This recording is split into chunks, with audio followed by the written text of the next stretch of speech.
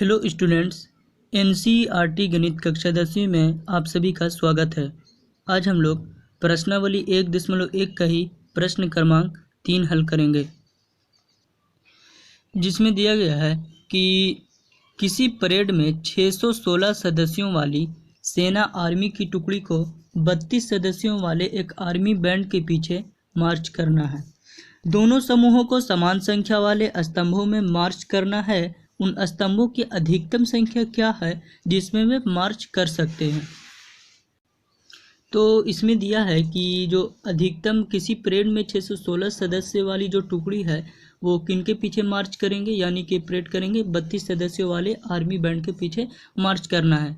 तो यहाँ पर उन अधिकतम स्तंभों की संख्या निकालनी है जिसमें वे मार्च कर सकते हैं। तो यहाँ पास अधिकतम आया है, तो जब भी अधिकतम पूछे तो इसका अर्थ है कि वो HCF पूछ रहा है।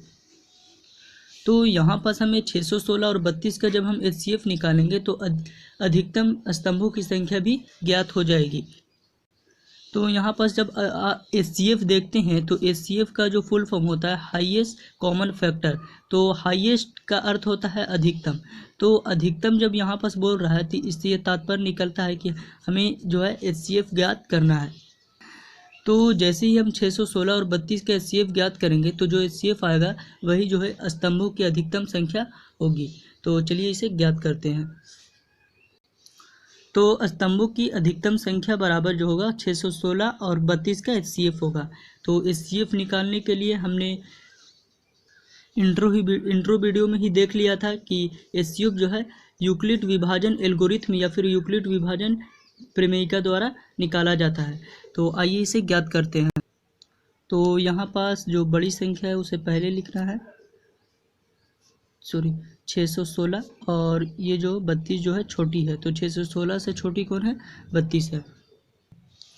तो यहाँ पास हम भाग का चिन्ह बनाएंगे और जो बड़ी संख्या है उसे बीच में लिखना है और छोटी संख्या को साइड में, और इससे भाग देना है।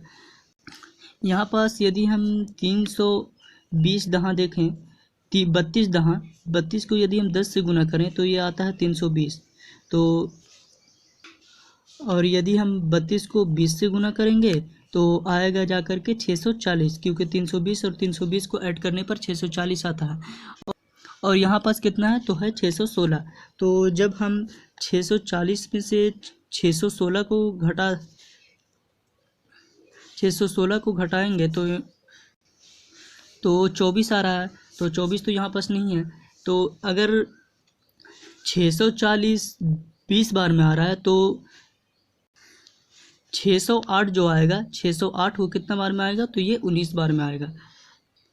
यदि हम 32 को 19 से गुना कर दें तो कितना आएगा? 608 आएगा। और 608 में 32 ऐड करेंगे तो ये हो जा रहा है ना, कितना? 640। तो यहाँ पास जो भाग जाएगा वो जाएगा 608 कितना बार में? तो 19 बार में। और फिर इसे हम घटा देंगे तो 616 में से 608 जाएंगे तो कितने बचेंगे? 8 बचेंगे। उसके बाद हम यहाँ पास फर्स्ट स्टेप में प्रमेयिका लगा देते हैं। तो यहाँ पास जो बड़ी संख्या है उसे यहाँ लिखना होता है, यानी कि भाज्य बराबर, और भाजक अगल बगल का गुना कर देंगे, 32 गुणित 19, और प्लस शेषफल जो आया वो 8 आया है। तो शेषफल अभी 0 नहीं आया, तो यहाँ पर लिख देना है कि जहाँ शेषफल बराबर 0 नहीं है। तो फिर से हम इसी प्रक्रिया को दर्शाएंगे। इस बार जो शेषफल आया है वो भाजक बन जाएगा, और जो पूर्व भाजक था वो क्या बन जाएगा? भाज्य बन जाएगा। तो 8 का जब हम 32 से भाग देंगे तो 8 का 8, 8 दूनी 16, 8 तिरिकी 24, 8 चौके 32। तो 32 जो है 8 से 4 बार में पूर्णतः विभाजित हो जा रहा है, और इसे घटाने पर शेषफल 0 आ गया। तो यहाँ पास सेकंड स्टेप में हम लिखेंगे 32 बराबर 8 गुणित 4 प्लस 0, जहाँ शेषफल जो है 0 के बराबर आ गया है। तो जब शेषफल 0 के बराबर आ गया तो HCF भी ज्ञात हो चुका है। और बताइए कि HCF क्या होगा? तो HCF जो होगा वो 8 होगा, क्योंकि लास्ट का भाजक ही जो होता है वो HCF कहलाता है। तो यहाँ पर लिखेंगे अतः 616 और 32 का HCF बराबर 8 होगा। इसलिए स्तंभों की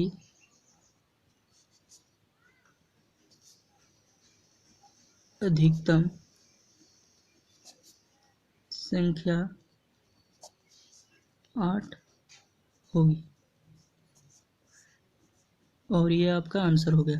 तो स्तंभों की अधिकतम संख्या 8 होगी, जिसमें कौन मार्च करेंगे? तो जो सेना है वो मार्च करेंगे।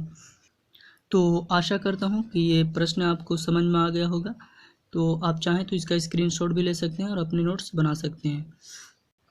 यदि आप प्रारंभ से ही गणित पर अच्छी कमांड रखते हैं और उसे प्रैक्टिस करते रहेंगे तो आपको एग्ज़ाम में बहुत बेनिफिट मिलेगा। तो आप गणित के पहले नोट्स बनाएं और फिर उसे रिवीजन करते रहें।